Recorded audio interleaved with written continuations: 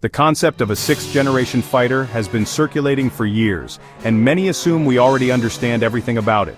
But the truth is, the program is constantly evolving.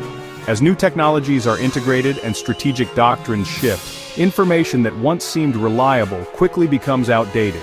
Today, we'll take a close look at what's changed in the U.S. Next Generation Air Dominance or NGAD program. Changes that are reshaping the future of aerial warfare. March 2025 marked a pivotal moment in the NGAD program. That month, former President Donald Trump, along with Secretary of Defense Pete Ast and Air Force Chief of Staff General David Alvin, jointly announced that Boeing had been awarded the engineering and manufacturing development phase. With that announcement came the official designation of the new fighter, the F-47. This name isn't random, it pays tribute to the legendary P-47 Thunderbolt of World War II, while also referencing 1947, the year the U.S. Air Force was founded. Even more symbolically, it aligns with the administration of America's 47th president. For Boeing, this was a monumental win. It marked the company's first new Air Force fighter contract since it inherited the F-15 and FA-18 lines through its 1997 acquisition of McDonnell Douglas. The F-47 is expected to replace the F-22 Raptor, which has been the backbone of America's air superiority for over 2 decades. But times have changed. New global threats, especially from China, are emerging rapidly. China's stealth aircraft and hypersonic missiles can now strike from afar, making it harder than ever for American jets to operate near contested zones.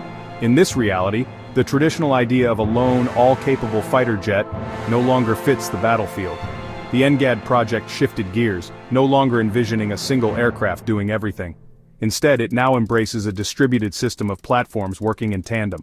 The Air Force realized that not every function must be on board the main fighter. Instead, tasks like radar surveillance, infrared tracking, and electronic warfare can be handled by other systems. This is where CCA, or Collaborative Combat Aircraft, drones enter the scene.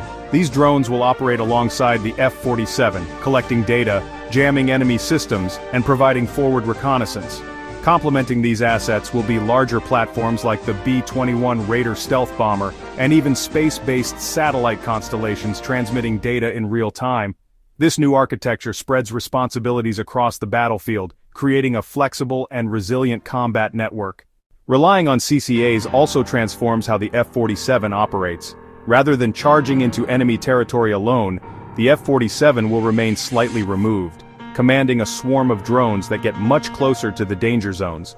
These drones can relay sensor data back to the F-47, allowing for advanced target detection and coordinated strikes.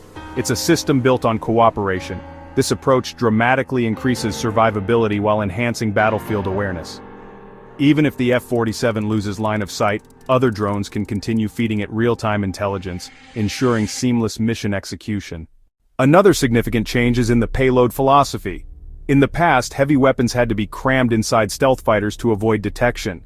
But NGAD flips that approach. Instead of maximizing internal payload, many weapons will now be carried by external platforms like B-21 bombers or F-15X jets. These support aircraft will fly at varying distances around contested airspace, with the F-47 issuing commands to launch munitions from afar. This lets the F-47 focus on stealth and command rather than sheer firepower. That said, it won't be unarmed. It's still expected to carry AMRAAMs, sidewinders, and potentially small-diameter bombs tucked within its internal bays. The question of range remains crucial. General David Alvin noted that the F-47 would boast a combat radius exceeding 1,000 nautical miles, nearly double that of the carrier-based F-35C. This makes the F-47 a perfect fit for the vast Pacific theater, where air bases are scarce and distances are enormous. In regions like the South China Sea, the ability to operate from far-off bases or tankers becomes a strategic necessity. That brings us to refueling. By 2040, the Air Force aims to deploy the Next Generation Air Refueling System, or NGS, essentially stealth tankers.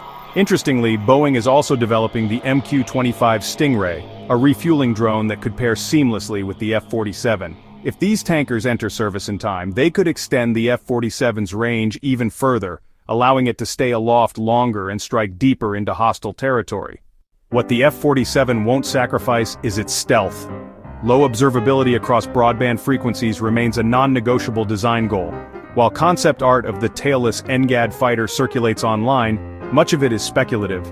Air Force officials have urged skepticism regarding these images, admitting they serve as misdirection as much as marketing. For example, some designs feature canards, small forewings, that likely won't appear in the final aircraft. The only confirmed element? A human pilot. That choice might disappoint some futurists, especially those advocating for fully autonomous combat platforms, but the decision to include a pilot is grounded in practicality. Communications can fail. AI decision-making is still unreliable in combat.